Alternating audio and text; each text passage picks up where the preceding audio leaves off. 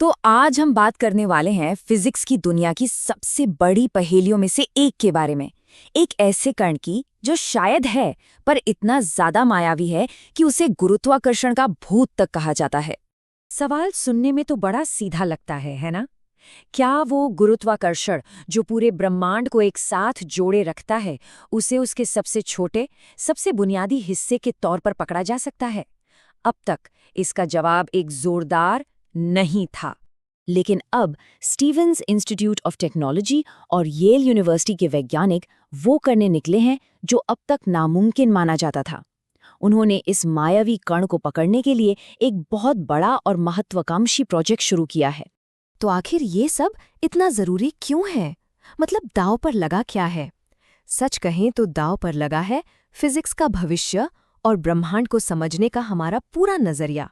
देखिए, मसला ये है कि मॉडर्न फिजिक्स दो हिस्सों में बटी हुई है। एक तरफ है आइंस्टीन की जनरल रिलेटिविटी, जो ग्रहों और गैलेक्सी जैसी बड़ी चीजों को समझाती है, और दूसरी तरफ है क्वांटम मैकेनिक्स, जो एटम और पार्टिकल्स की छोटी सी दुनिया पर राज करती है। दिक्कत यह है कि ये दोनों महान थ्योरीज एक दूसरे से बिल्कुल सहमत नहीं हैं। इनकी मैथ्स एक दूसरे से बात ही नहीं करती। और यहीं पर एंट्री होती है ग्रेविटॉन की। ये ग्रेविटी का एक काल्पनिक कण है। अगर हम इसे ढूंढ पाएं तो ये साबित हो जाएगा कि गुरुत्वाकर्षण भी बाकी बलों की तरह एक क्वांटम फोर्स है।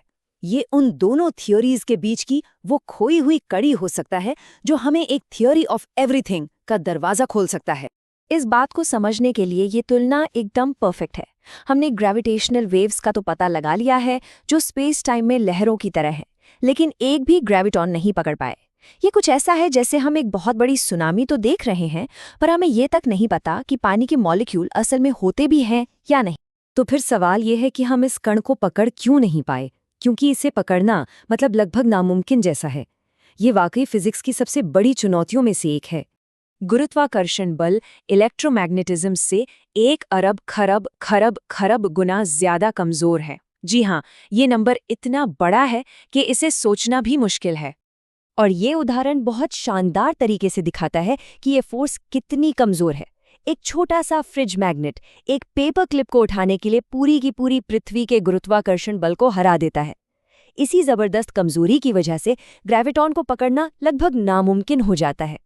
सोचिए, 2006 में वैज्ञानिकों ने एक थॉट एक्सपेरिमेंट किया कि एक ग्रेविटॉन डिटेक्टर बनाने में आखिर लगेगा क्या। उन्हें पता चला कि आपको जुपिटर ग्रह के साइज का एक डिटेक्टर चाहिए होगा और उसे एक न्यूट्रॉन स्टार के पास रखना होगा। लेकिन जैसे ही आप उसे बाहरी शोर से बचाने के लिए शील्डिंग लगाएंगे, वो इतना भारी हो जाएगा कि अपने ही गुरुत्वाकर्षण की वजह से वो खुद ही एक ब्लैक होल बन जाएगा। मतलब आप उसे बना ही नहीं सकते। तो अगर सीधी टक्कर से काम नहीं बनने वाला, तो क्या कोई और रास्ता है? यहीं पे ये नया एक्सपेरिमेंट एक बहुत ही शानदार आइडिया के साथ आता है, जिसे हम वाइन ग्लास सॉल्यूशन कह सकते हैं। ये स्लाइड इन दो अलग अलग तरीकों के फर्क को बहुत खूबसूरती से दिखाती है। पुराना तरीका था, समझिए, एक गोली को दीवार से रोकने जैसा, जिसके लिए आपको एक बहुत ही मजबूत और बड़ी दीवार चाहिए।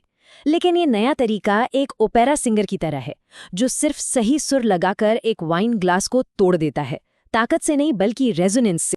तो होता क्या है कि ये नया डिटेक्टर सुपरफ्लूइड हीलियम से बना एक सिलेंडर है, जिससे लगभग 0 टेम्परेचर तक ठंडा किया जाता है। अब जब एक ग्रेविटॉन इससे टकराता है, तो वो किसी एक एटम से नहीं बल्कि पूरे लिक्विड से एक साथ इंटरैक्ट करता है, और इससे वाइब्रेशन की एक छोटी सी यूनिट बनती है, जिसे फोनॉन कहते हैं। और फिर बेहद सेंसिटिव लेजर्स इसी एक फोनॉन को डिटेक्ट करने की कोशिश करते हैं। लेकिन विज्ञान कभी भी इतना सीधा और सरल नहीं होता।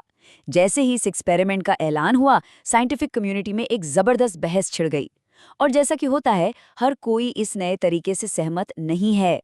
बर्कले नेशनल लैब के डैनियल कार्नी जैसे कुछ फिजिसिस्ट्स का ये तर्क है कि भले ही एक्सपेरिमेंट कामयाब हो जाए, ये ग्रेविटॉन के होने का सबूत नहीं होगा।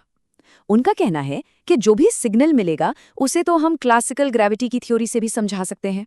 उनकी दलील को इस घंटी बजाने वाले उदाहरण से समझा जा सकता है। मान लीजिए आपके पास एक घंटी है जो सिर्फ एक बार डिंग कर सकती है। अब अगर हवा का झोंका आता है और घंटी बजती है, तो ये सिर्फ ये साबित करता है कि घंटी एक क्वांटम सिस्टम है। ये साबित नहीं करता कि हवा खुद छोटे छोटे कणों यानी ग्रेविटॉन से बनी थी। अब इस आलोचना के जवाब में जो इस एक्सपेरिमेंट के सह नेता हैं इगोर पिकोव्स्की, उनका कहना है कि उन्हें इस प्रॉब्लम के बारे में पता है। वो मानते हैं कि सिर्फ डिटेक्शन ही क्वांटम नेचर का आखिरी सबूत नहीं है, और उन्होंने अपने रिसर्च पेपर में इस सेमी क्लासिकल एक्सप्लेनेशन पर भी बात की है। तो असल में बात ये है कि इस एक्सपेरिमेंट का मकसद क्या है। ये हमें साइंटिफिक प्रोग्रेस के बारे में कुछ सिखाता है। ये एक बार में सब कुछ साबित करने के बारे में नहीं है, बल्कि पहला कदम उठाने के बारे में है। पिकोव्स्की का तर्क टिका है एनर्जी कंजर्वेशन के सिद्धांत पर। अगर उनका डिटेक्टर एक क्लिक रिकॉर्ड करता है तो इसका सीधा सा मतलब है कि उसने ग्रेविटेशनल वेव से एनर्जी का एक पैकेट सोख लिया है, और परिभाषा के हिसाब से ही ऊर्जा का वो सबसे छोटा पैकेट ही तो ग्रेविटॉन है। तो पहला कदम है बस उसे पकड़ना। इसे समझने के लिए चलिए इतिहास में थोड़ा पीछे चलते हैं। 1905 में आइंस्टाइन ने फोटॉन यानी लाइट के पार्टिकल का आइडिया दिया था, लेकिन उसकी क्वांटम नेचर को पूरी तरह से साबित करने में 1974 तक का वक्त लग गया। ये ग्रेविटॉन एक्सपेरिमेंट भी उसी सफर का पहला और सबसे जरूरी कदम है, आखिरी नहीं। पिकोव्स्की खुद भी उम्मीद से भरे हैं, लेकिन साथ ही हकीकत को भी समझते हैं।